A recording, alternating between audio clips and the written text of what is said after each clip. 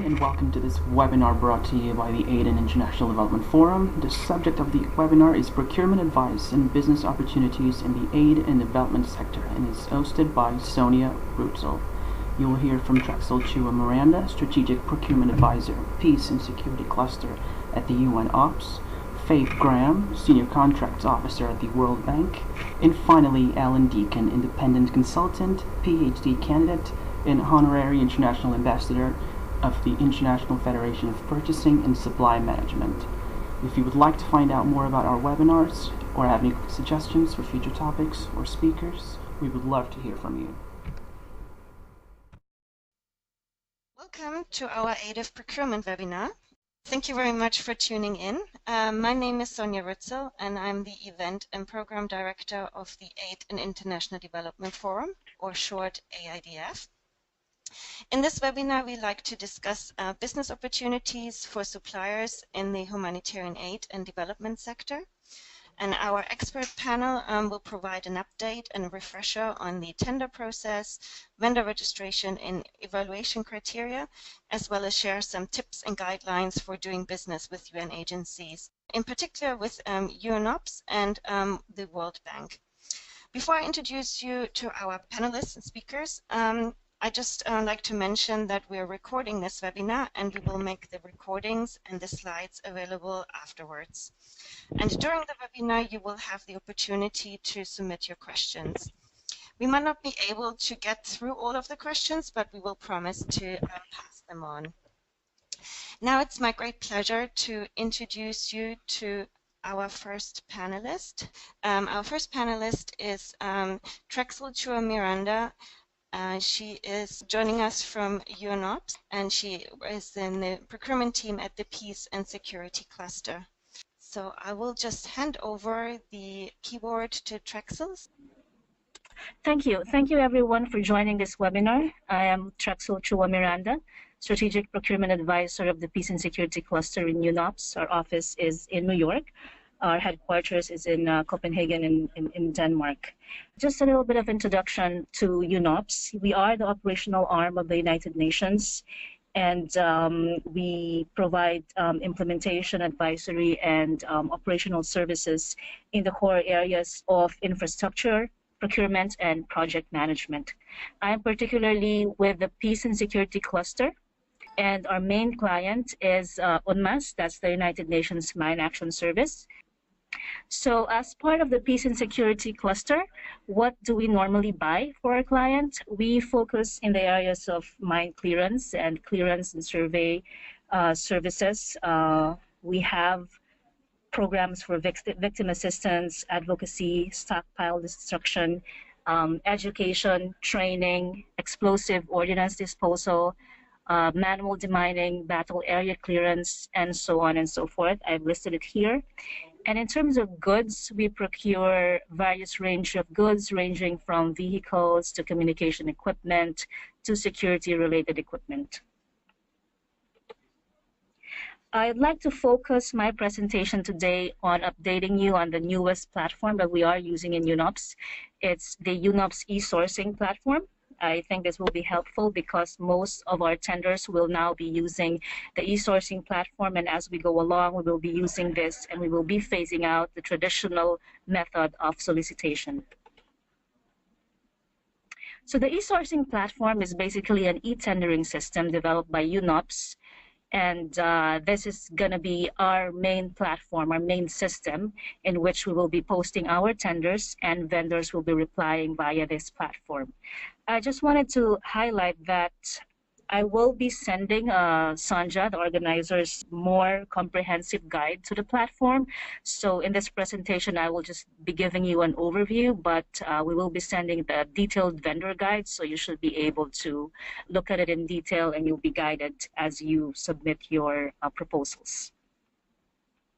So one thing I want to highlight is that for you to be able to use the UNOPS ESourcing platform, you have to be registered as a vendor in the UNGM. It's the United Nations Global Marketplace.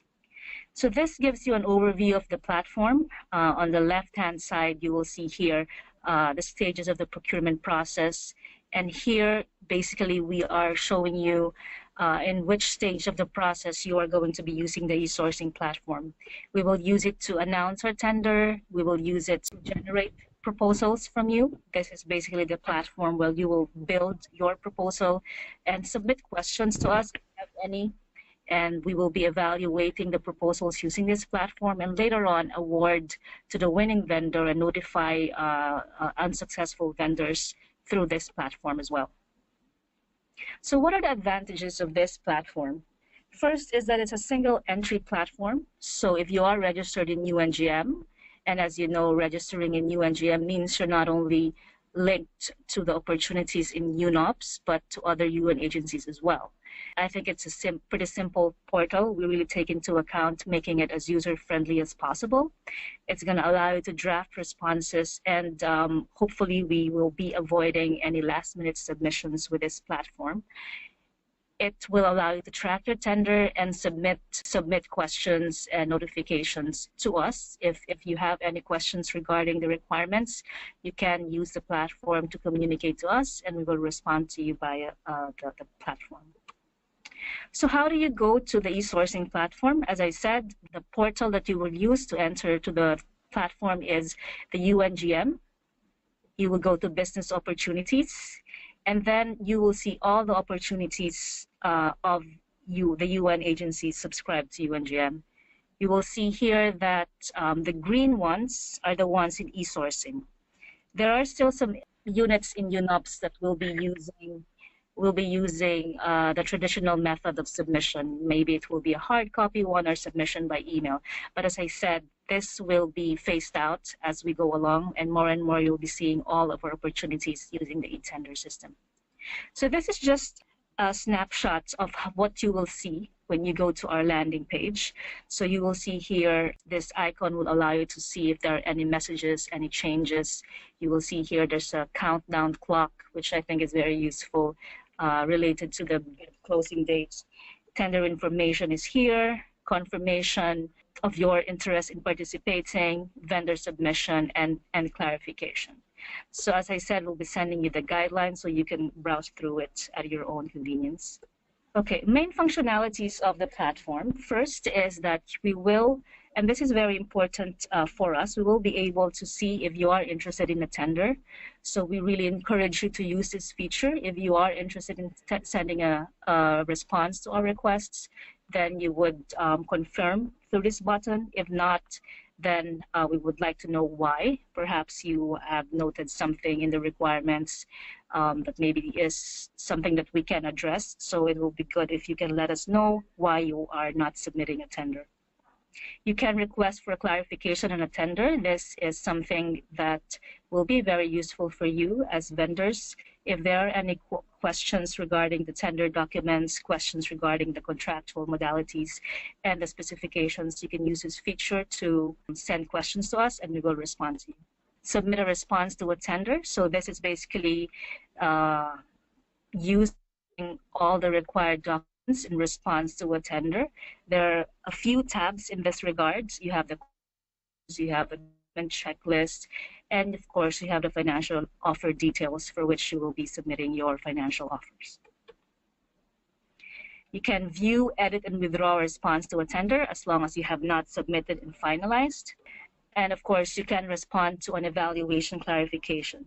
This pertains to the actual evaluation of your proposals. When we are sitting in a panel and looking at your bids, sometimes the evaluation panel would have questions or would like to clarify some things as regards to your proposal. So you will receive a notification if you have any of such questions, and of course, you will respond via this platform. So now we will move on to the second part of my presentation, which is the key recommendations for vendors. I'd like to start with this slide because this gives you an overview of what we really have in a solicitation package. I understand it can be intimidating. Our RFP documents, request for proposals, or invitation to bid could be as lengthy as 30 pages or more. And I know that in some vendors might be intimidated with all the details in this packages. What I want to highlight here is that really you have four main components of a solicitation package. instructions to bidders, for which you will see the particulars, criteria, and whatever we require from you. The requirements, where we will be giving you the specifications of our requirements, and we will be giving you the quantities, delivery locations, and all the requirements that that you need to comply to. The third is the contractual information. So this is going to be the template of the contract that you will be signing with us. So this is very important to be reviewed by any vendor. If you have any questions, if there is something legal-wise that you want to be addressed, or perhaps there are limitations, then it's very important to look at this section. And the last part is really the templates that we have, where we ask you to fill in for your offer. So these are submission forms that you need to fill out and submit to us. Key recommendations for vendors. Number one is register as a vendor in UNGM.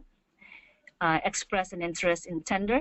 That will allow us to plan ahead and see the response we are generating. View tender details, especially the instructions and submission deadline. This is very important to us.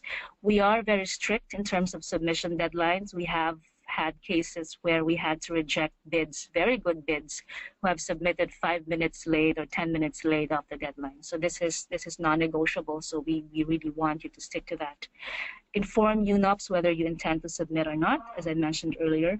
Request for clarifications if you have any questions. And this I would like to emphasize. At the end of the day, this solicitation documents, this is a product of discussing with our technical experts. But we do recognize that you are knowledgeable in the market. And if there are any questions that you would like to raise, any suggestion, feel free to let us know, because when we receive this clarification, we discuss with our technical experts, and sometimes we really change, we amend our tender documents if needed, if there is a need for us to adjust our requirements to be able to maximize competition, for example. Save your submission in drafts and don't wait for the last minute. Respond to evaluation clarifications in a promptly manner. This is very important. Evaluation meetings only take, depending on the complexity of good or service, it can vary from 1 day to a week, or at maximum 2 weeks. So when we go to you and ask you to submit additional information, we give you, in most cases, only a day to respond. So it's very important that when we are evaluating, you have someone who is in charge of responding to those queries. Read all the documents and the requirements. It's not only about technical compliance, all requirements must be fulfilled. This is another thing that I would like to highlight, because some vendors think that if you are compliant to the requirements, then you are compliant. But there are other criteria that we look into. This is what we call the preliminary criteria. We can be requesting you for financial statements for the last 2 years, which are audited. We can be requesting you a proof of your ability to supply the goods in the past X number of years. So you might be compliant in terms of the technical requirements, but if you're not able to provide those information, then you will be considered not compliant and you will not be able to advance to the next stage. So it's very important to look at all the requirements that we put out. Next is to use our forms. We have developed templates that will help you in submitting your proposals or quotations. So we really want to emphasize that please use our forms. You know, it can cause material deviation as well if there are some alterations. Do not just click yes. If we are asking for details for goods specifically, you have to provide details of your specifications. Type your submissions, obviously. Triple check if you have submitted all the documents. As I mentioned, brochure, certifications, client references, financial statements, etc. Watch out for any amendments. This is very important because we might be changing something and you might be responding to an outdated requirement which might render your bid uncompliant. So please watch out for any amendments. And lastly, have another colleague review your submission prior to finalizing. This is just a list of resources that I think will be helpful for you to go over them. These are some resources that will be useful for you to understand our processes and really help you submit a compliant bid. And with that, I will turn you over to Sonia, and I will be around for any questions. Wonderful. Thank you very much, Trexyl. I think that was very insightful. And as we said, you already said you will have more information that you can pass on after the webinar. So the idea was really to give a brief overview because we obviously want to cover quite a lot in our hour webinar. So that's now I'd like to pass on to our next speaker. It's Faith Graham. She's the Senior Contracts Officer at the World Bank. So Faith, I will just pass you on the control stick. Right. Okay, over to you. Thank you very much. All right. Well, good morning, everybody. I'm Faith Graham. I'm a Senior Contracts Officer at the World Bank in Washington, D.C. I'm the team lead for the team that's responsible for procuring all consulting services for the World Bank Group globally. So I'll just walk you through this presentation. The objective is to start out by giving you a brief overview of the World Bank itself, just to set the whole thing in perspective, because then that will show you what our procurement objectives are going forward. So the bank's objective is to end extreme poverty by the year 2030 and to boost shared prosperity in a sustainable manner. The bank group is comprised of 5 institutions, and they all have the same common commitment to poverty reduction. There is the World Bank, or the International Bank for Reconstruction and Development, the International Development Agency, which gives grants or concessionary loans to the very poorest. There is the International Finance Corporation, the IFC, which is our private sector arm. There is MIGA, which is the insurance arm, which provides insurance guarantees. And there is ICSID, which is the International Center for Settlement of Investment Disputes. So sometimes you go out and in the activities of the World Bank, there may be a project where beneficiaries object to what's happening. The bank gets involved there. We're in over 160 countries in terms of physical presence, and it's a membership organization, and 180 countries are members of the World Bank Group. In FY16, there was approximately $64.2 billion in investments. So sustainability considerations inform what the World Bank Group does, and this informs what we procure. So we're looking at promoting inclusive and equitable economic growth, public-private partnerships for infrastructure, sustainability in key drivers of development, and that speaks to areas like agriculture, energy, resources, transportation, climate, and cities, adapting to climate change. So we're looking at climate smart agriculture, for example, investment in human capital that focuses on areas like nutrition, education, training, health, closing the gender gap. So it's making interventions available that address education and job opportunities for women and girls particularly, and scaling up those interventions. And then working in conflict and fragile environments. So in countries like Sudan, Somalia, areas that are recovering from, or that some are even still involved in conflict, Afghanistan, Iraq, for example. And then there are the sustainability considerations: environmental sustainability, diversity, economic efficiency in the use of our resources, and ensuring best value in all our outcomes, looking at savings where they can be achieved, and of course total cost of ownership principles are very much applicable when we do our procurement. So just to provide some clarification, because from time to time people are confused about when we talk about World Bank doing procurement, what we mean. So we have our investment project financing, which is where the World Bank Group will make loans to our borrowers or provide a grant to a borrower. That those procurement activities are actually carried out by the borrowers themselves, and the bank provides the policy governance and some oversight, but we do not conduct the procurement ourselves. And then we have goods and services for the bank's internal needs, and that's where we come in. The corporate procurement policy and procedures of the World Bank Group apply, and those procurements are conducted by World Bank Group personnel led by the Corporate Procurement Division. And in FY16, we had approximately $1.7 billion in procurement, of which approximately $436 million was for consulting services.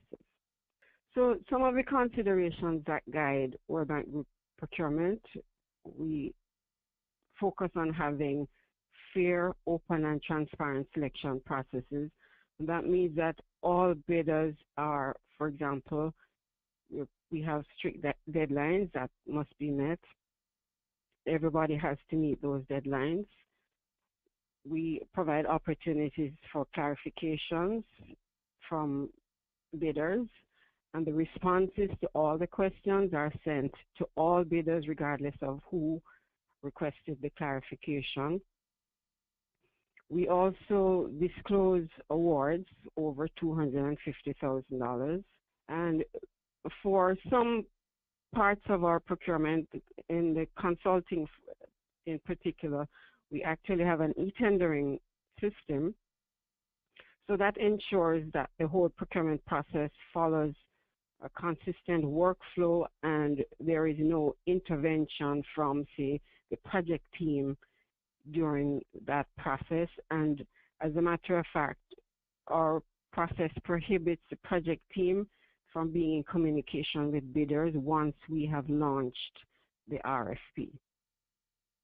Our objective is to obtain best overall value. So it's not a lowest price approach, but it's what proposals give us the best value in terms of the outcomes that we're looking for. We typically use a competitive process, even though there are times when a single source process is acceptable, but that has to be done with appropriate justification as to why competition should not be used. All eligible bidders are given an opportunity to compete. So we do not require you to be a registered vendor in order to participate in a procurement opportunity. For our e-tendering platform, eConsultant 2, if you're interested in submitting or participating, you can go on register in the system, but you don't have to be a registered World Bank Group vendor in order to participate. We also publish our business opportunities on our website.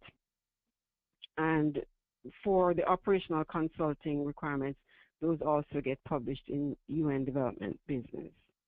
So what do we buy? So we buy consulting services, other professional and technical services, travel. We have a large expenditure on IT, communication equipment and services, office equipment, paper products, graphic design, construction and facilities services, and that would also include areas like security services, for example, which, as you can imagine, is a big cost worldwide. So this just basically walks you through our typical process for conducting a procurement. So we would issue a request for expression of interest. Based on the expressions of interest that are received, those are evaluated to see if firms meet the basic requirements. Then a short list is done. Then we issue an RFP. It could be an IFB or a RFQ, request for quotation, if it's a very small requirement. And in some of these cases, we may eliminate the request for expression of interest phase. So, for example, if it's a small requirement and we already know who are the typical players in that area, then we would directly invite at least 3 firms to submit proposals. But for larger requirements, definitely everything over $250,000 for administrative requirements. Everything over $50,000 for operational consulting has to be advertised. Then we have the proposal evaluation. The evaluation is done by a team of qualified evaluators selected by the project team. And then we move to the contract award phase.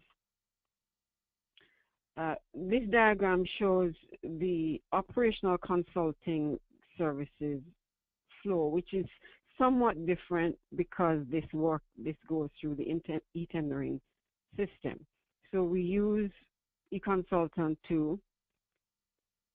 There is typically a request for expression of interest, even though there may be cases where we allow shortlisting without going through the EOI phase. If it's, for example, a very specialized requirement and we know who the vendors are in the market who provide those services, we may go directly to a shortlist.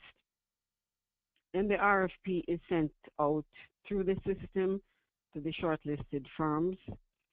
The system allows for submission of clarification questions. Those clarifications are provided through the system. So it's once we start at the EOI phase, everything then flows through the system. You get emails, you get prompts, everything comes to you through the system. We evaluate the proposals and then we have contract award.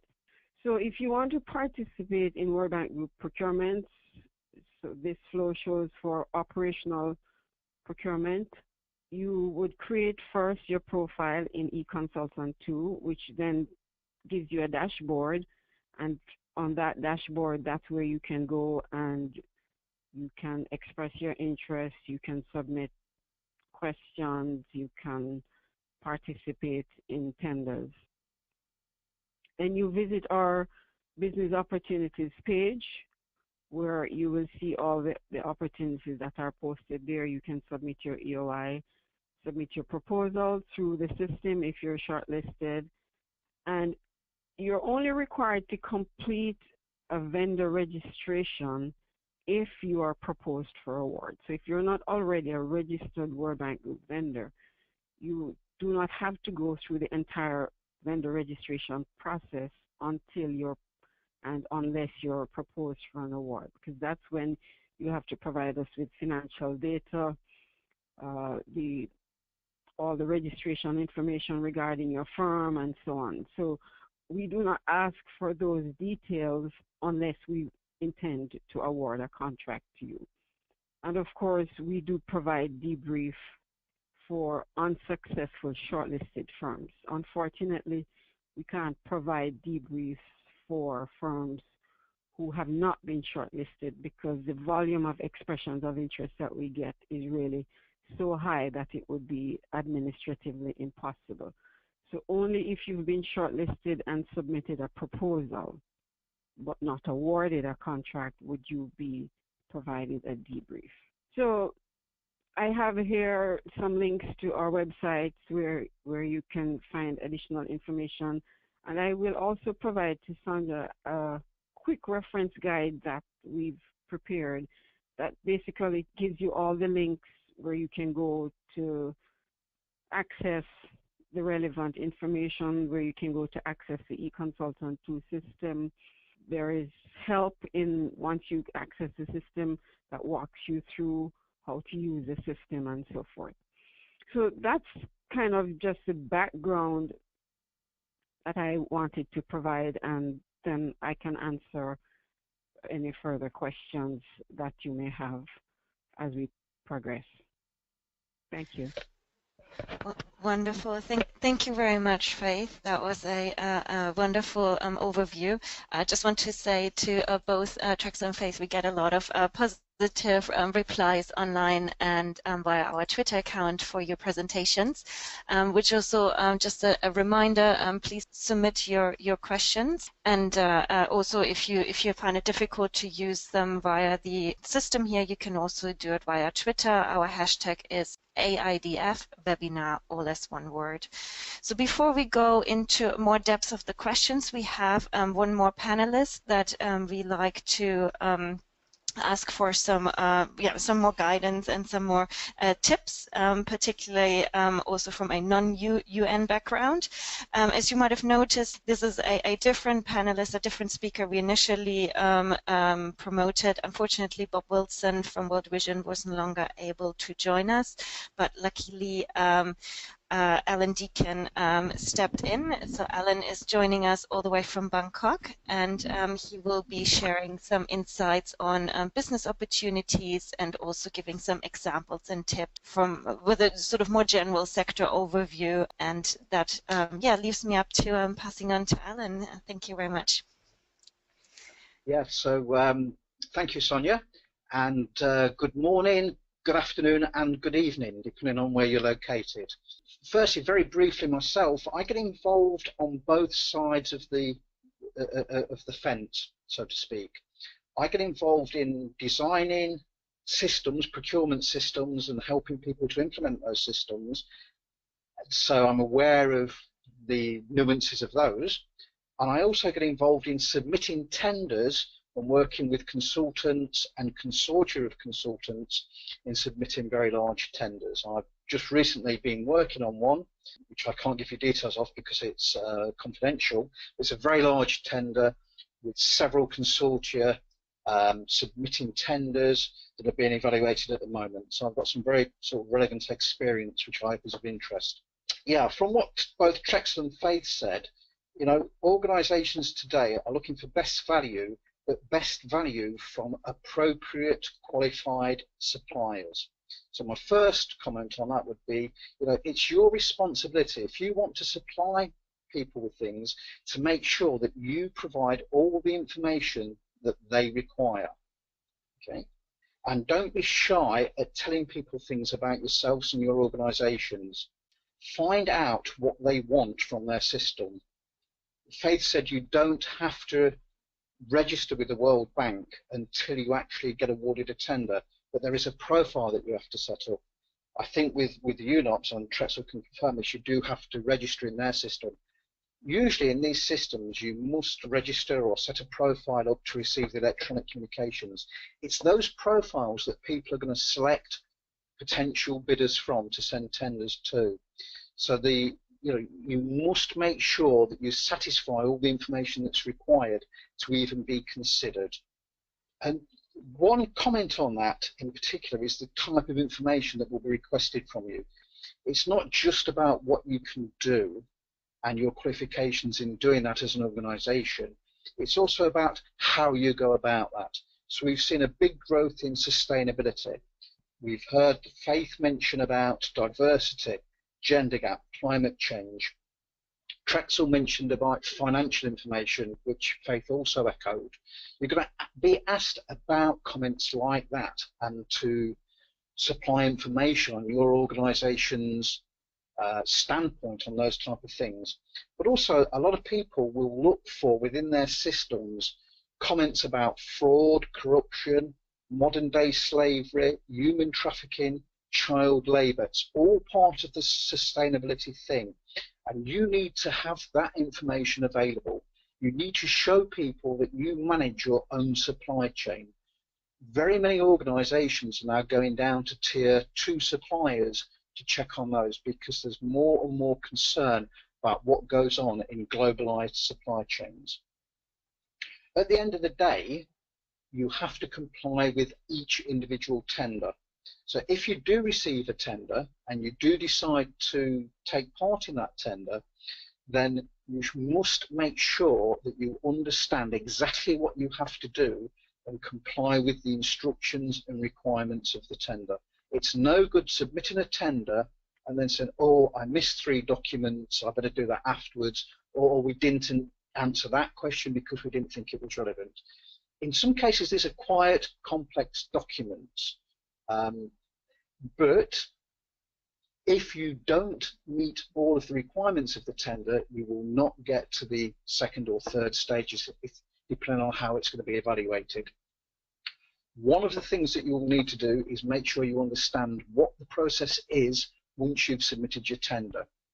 How is it evaluated? Technical first, financial second? Does it then go to a shortlist? Are there post-tender negotiations? And if so, what preparation do you need to do for those post-tender negotiations? And then finally, what's the process of contractual term negotiation?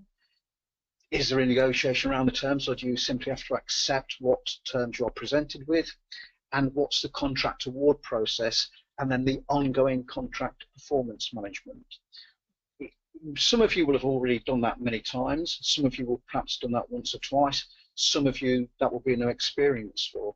As you build up the information on doing that, you should also try and collect that information for your organisation to share it with your colleagues, so it becomes a learning experience for the organisation.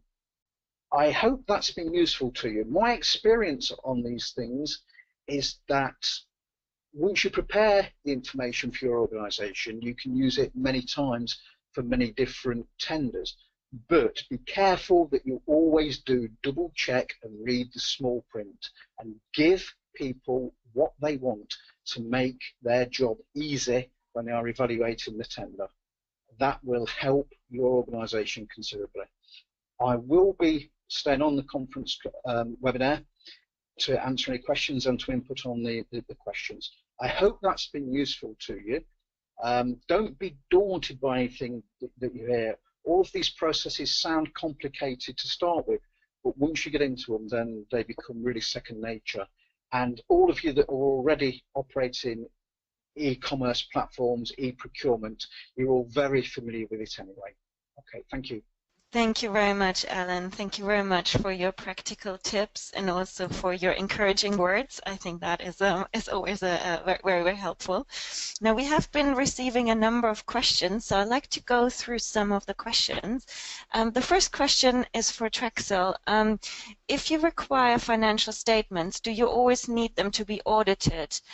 This may be difficult for small businesses to comply with. And this question is from Anamika from the USA. Trexyl, what is your answer? Yes, I would say that for the most part, yes, we do require audited financial statements. This just gives us the confidence of the financial health of the company. And we do understand that in some cases, maybe it is not possible to do that. So you will not see that as a requirement in all of our tenders. But depending on the value and the complexity of the requirement, then you will see that as a requirement, and we require audited financial statements if you see a requirement for financial statements. Wonderful. Thank you very much. I assume it's the same with the World Bank, Faith, right? It's somewhat different because in some cases we will accept, for example, tax returns as appropriate from small businesses to demonstrate what their income has been in the past year. But typically for larger requirements, it's a requirement. It's absolutely necessary that the firm provides audited financial statements. Wonderful. Thank you very much. The next question, again, first, if I could maybe first ask Trexyl and then later Faith. Do you classify vendors by region, country, specialization, as well as capacities and competencies? And do you track performances for future opportunities? This question comes from Laura from Italy. Yes, on the first part of the question, do we classify vendors? Yes, we were also a very decentralized office. So in terms of classification of vendors, it might vary how offices do it. For our cluster, for example, it's just helpful for us to classify vendors in terms of what they offer. We have a pre-qualification process for the specialized, since we work in the mine, in the mine, humanitarian mine action, it's very important for us to know our vendors very well. So there is a pre-qualification process for that. And then if you are pre-qualified, then you will be categorized depending on the special services that you offer. So, but that being said, most of our processes are based on open competitive process. So it would be open to vendors from different regions. So it might be an opportunity to supply medical kits in the Central African Republic, but you can be a vendor from the US or from or from South Africa or any other country, and you will have the same opportunity. The second part is tracking performance. Yes, we do this. We have a supplier performance evaluation that we do once the contract is completed. And more, we are trying to integrate this in our evaluation process, especially for the more complex high-value contract. You will see if we do a request for proposal, for example, you will see that certain number of points are allocated to your performance to a similar type of contract that you have had with UNOPS, for example. So yes, performance is very important for us, and we do track this. Thank you very much. Can I please also ask the same question to Faith? Do you track the performances, and also do you classify vendors by region, country, specialization, capacities, or competencies? Okay, so we don't really do a formal classification, since our tenders are typically open to any qualified firm, and you don't have to pre-qualify to bid on World Bank opportunities. So the specific requirement will state what we expect. If we need a firm, for example, that has experience in a particular country or particular region, then the requirements will state that. So you will know once you look at the request for expression of interest whether you're qualified for that requirement given the region where you operate and so on. In terms of performance, we do evaluate. We don't have a formal system in which we log evaluation results, for example, but we definitely do evaluate, and for much larger contracts, we do have quarterly reviews, and those are documented on file. But for our one-off engagements, we have a less formal performance evaluation system. Wonderful. Thank you very much for clarifying. Our next question is for Allan. Allan, according to your experience, what are the common mistakes suppliers make when submitting a tender? Maybe if you could just sort of give like a brief highlight of the sort of common pitfalls and mistakes. That question is from David from China. Thank you. Yeah. Hello, David. Thank you for the question. A big mistake is that people never seem to remember the date and time that the tender has got to be in by, the closing date.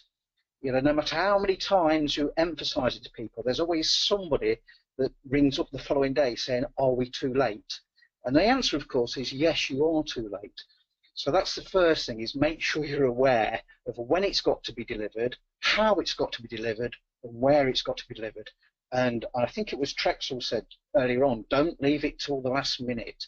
Get it done a little bit before. Give yourself some breathing space. The second thing is to miss out documents, supporting documents. You know, if it's, let's say it's a consultancy tender and people ask for CVs of all the subject matter experts, make sure you do include them, and make sure they're included in the format that's required, not 27 different formats. Also, make sure that if financials are requested, and they're requested for 1 year, 2 year, 3 year, or whatever, make sure that you include them all. It's always a really good advice is to prepare the documentation well in advance, give yourself some breathing space, and get somebody who's not been involved in putting the quotation together to actually check it for you within the organisation, because they'll spot hopefully things that have been missed. But that's usually the big areas: omissions, the wrong format, and timings. Thank you very much. I would also like to ask Trachsel to maybe add something to this as well, especially since she's been quoted. Trachsel, what are the common mistakes, apart from being late? Yes, I think those are very good points raised by Allan. I would echo on the CVs, but I would add that, it's very important for us to use the CV format that we have provided, because in most cases we require certain experience, certain number of years in X, so that will allow us to see it clearly. And if you are not presenting it in the format that we want, a vendor might be actually compliant in what we are asking for, but could be presented as or perceived as not compliant. CVs are requested, but it's very important if certifications are required, that should be attached as well. So in the area that we work on, we require specialized certifications for clearing explosives, for example. So not submitting those things can be ground for disqualification. So it's very important to go through the requirements. And for the most part, everything is summarized in the evaluation criteria section of the ITB or the RFP. That will give you an indication of what is required and make sure you comply to every item on that. Another very common mistake that I notice whenever I sit in evaluation panels is that bidders are copy-pasting sometimes some of the generic narratives or proposals that were submitted perhaps to another tender. And that really affects the way we evaluate your proposal. Make sure if you are reusing some of the information that are used in another tender, that you are doing all the necessary editing and making sure it's tailored to the requirements, because that can really cost you, and that's really not perceived well by the panel members. And the last thing I would like to point out is being very generic. Excuse me. Being very generic in terms of responding to a request for proposal. This is not a problem in the requirements for goods, because it's a very straightforward specifications. But if we're asking for a solution type of approach in car, for example, or in Mali, we want a team that will clear this particular area and at the same time educate the community about the risk of mines, for example.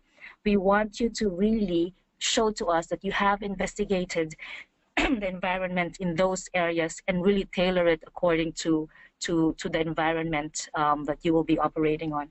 Most of the time, we see generic descriptions that are almost textbook descriptions that are applicable across the board. I mean, that of course gives you an introduction, but it's not enough. It's very important that it's customized to the requirements, especially to the environment that you will be operating in. Wonderful. Thank you very much. I was wondering if Faith maybe has other additional points to add from the World Bank perspective on sort of common mistakes or pitfalls, sort of if there's any new pointers that we haven't discussed yet. All of those are relevant in our situation also. Something I might want to point out is submitting inadequate or partial responses to requirements. Sometimes it appears like a firm may think, if I've been shortlisted and I don't submit a proposal, it's going to be held against me. But it would be better if you don't think that you're really suited for this opportunity after having read through the documents, assessed the availability of your team. It would be better to not submit a poor proposal better to not submit than to submit a poor proposal, which then, the team wonders what was happening. Sometimes we have firms also inadequately assessing the level of effort or the timelines for the requirements. So those are things that should be focused on. And one thing that we do allow is collaboration between firms. So sometimes if we publish a shortlist, it will tell you whether you can collaborate with others on the shortlist, or if you can collaborate with other firms to improve your qualification. So sometimes when you look at the details, you think, oh, I don't quite have this particular expertise, it's okay to go out and find someone with that expertise and the experience to bolster your team rather than to submit an inadequate proposal. And also, I would want to point out that firms should assess the competition. And if you feel like you can't adequately compete against the others who are there, then you make a determination and not submit a subpar proposal. Wonderful. Thank you very much for the addition. So in particular, the need for collaboration, and that seems to also be a trend we've been seeing at our summits when we're discussing procurement trends. So my last question for the panel would really be, what kind of key trends are you seeing? So, for example, are there less sort of long-term contracts or more emphasis on return of investment or sustainability? So if I could maybe ask Allan first to just briefly say sort of a key trend you're seeing, and then I will also ask the other two speakers. So Allan, could you please let me know what would be sort of a key trend? Yeah, I think there's been a big trend in an increase in the awareness of sustainability and sustainability related issues, and not just for first tier suppliers, but people are now talking about second and third tier suppliers within their supply chains, and want to be dealing with companies that have got adequate corporate governance for themselves and throughout their own supply chain, and can demonstrate that. Okay. Sorry, the other thing I was going to mention very briefly is exactly what you just said. The other thing that I've noticed coming up more and more is this factor of collaboration as well. Wonderful. I think we can maybe touch upon that in a little bit more detail next time. So, Trexyl, is there anything you would like to add in terms of sort of trends you're seeing, particular at UNOPS procurement? Yes, I mean, there was a meat of my presentation, the e-sourcing platform. So definitely that's a trend that I think other UN agencies, if not are already using e-sourcing platforms, they are in the process of developing one. So definitely making sure that you are up to date to this new systems or platform for responding to bids, that's important. Another one is the use of long-term agreements.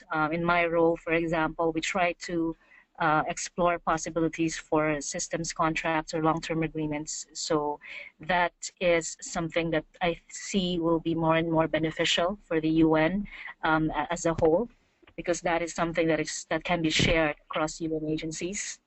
Long-term agreements right now are currently posted in our website, so you have an idea of what these types of services are. Sustainability, I couldn't agree more with Allan. A few weeks ago, I did a presentation on sustainability together with our procurement group, focusing on sustainable development, sustainable procurement. On this regard, what I would like to emphasize is in the past few years, in our complex and high-value contracts, we always have assigned points, technical points for sustainability and gender mainstreaming. So we want to see companies' initiatives. How are you able to achieve this in the specific project? So this is going to be a trend not only in big contracts but in small contracts as well. Recently, I've been incorporating sustainability requirements, even requests for goods or small value items. Simple requirements like demonstrate how you will reduce packaging, how you will reduce waste, how you will make sure that the materials you will use for packaging can be reused or recycled. So those things, you will be seeing more and more of that. And the last thing I want to note is this is also in connection to collaboration amongst vendors, is for vendors to also not when you scout and look for opportunities in the UNGM, for example, or other platforms where UN agencies advertise, don't just focus on the specific items that you are offering. Let's say you are offering communication equipment. If you look at the tender opportunities, don't just look at the opportunities for communication equipment as such, because more and more what we are doing here is we are procuring a solutions or management solution type of contract, so that we ask our vendors to basically provide an A to Z approach. So if we want you to build a camp management, if I want to contract the camp management services in Somalia, for example, that entails a lot of products, the tents, the water supply, catering services, and those things. But we will be contracting only with one vendor. But since our contracts are public, you will be able to have an idea of normally who are those vendors you can contact and maybe tie up with them, and you can supply your goods to them, and in return they will submit a comprehensive bid to us, and that will be an opportunity as well for you. Okay, wonderful. Thank you very much. Faith, do you have anything to add? Any specific trends you're seeing at World Bank procurement? Sure. On top of all of what has been said before, framework agreements, long-term agreements, the issues of sustainability and risk have been key elements in our procurement. So we've been doing more work in fragile and conflict states, for example, and in those situations, the risks and the duty of care are critical aspects of the contract that we're going to enter into. So I know we haven't spoken really about the contractual side of the whole procurement process, but in negotiating our contracts, the whole idea of risk is becoming a key element. And even in looking at the procurement strategy at the front end, looking at what are the risks that are involved, both in terms of the project risks, the performance risks related to the vendor, and then the contractual risks. So those are elements too that firms should take into consideration when they're looking at the bidding opportunities. If they don't believe that they are adequately able to cover the risks that are involved, then they may want to consider whether they want to pursue certain opportunities or what measures they can put in place to address the risk. And they should also highlight those in their proposals. So it's clear to the project team that they're not just providing a sort of a canned response, but they've really considered the requirements, the context, the country environment, the market that's involved, and that they understand the issues related to those procurements. Thank you very much. This is really what we have time for today. Thank you everyone for submitting all your questions. Thank you very much to all our speakers. Thank you, Trexyl, Faith, and Allan, for sharing all your insights. We were looking forward to do more webinars, but we also like to just mention that you always get a chance to meet procurement professionals at our summits as well. So the next summit is in Africa, in Nairobi, on the 28th of February and the 1st of March. And also our Asia Summit will take place again next year. It's the 3rd annual edition already. This time we're going to Myanmar. And of course, our Global Disaster Relief Summit will return back to Washington, D.C. in September. So please keep updated on our website, aidforum.org, and also do submit ideas for future webinars. We very much enjoyed having you as an audience, and very much enjoyed listening to the great insights of our speakers. So enjoy the rest of your day, morning, and afternoon. And thank you very much from the AIDF team. Thank you. Goodbye.